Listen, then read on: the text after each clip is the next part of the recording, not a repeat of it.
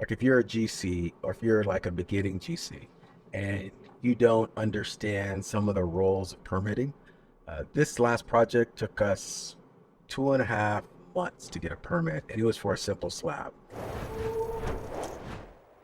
The reason it took so long was because the city of Pembroke Pines recently switched over at the end of last year. They switched over from gave them the permit manually to electronic permitting. And because they went to electronic permitting, it created a huge queue, which created a bottleneck.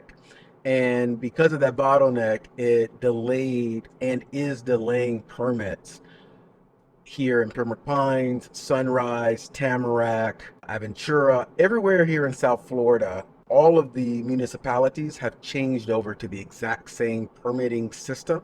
When you go and look at it and you log in, it may say that city, but the back end of it that's really running the website is all the same.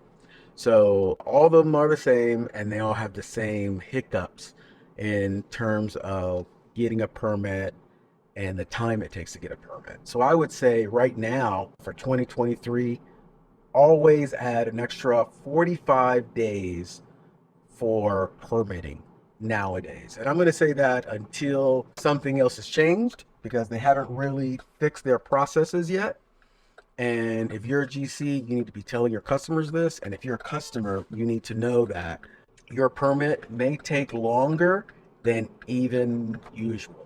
Because now, instead of looking at a large 24 by 36 set of plans on a table where they can see the entire thing, they're looking at plans on a small, maybe 22-inch screen, and they can't see the whole set of plans. So they got to move the plans over like this, move it over.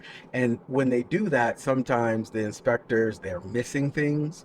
In addition to that, a lot of the cities have outsourced some of their permit inspection review. So some of the people that are reviewing the permits are not as skilled and knowledgeable as they used to be. So what I find is when one person gets it, if it goes to a different guy will see different things on there. And that's also creating an issue. Like one electrical guy can see one thing, another electrical guy can decide on something else, and that is creating a little bit of confusion.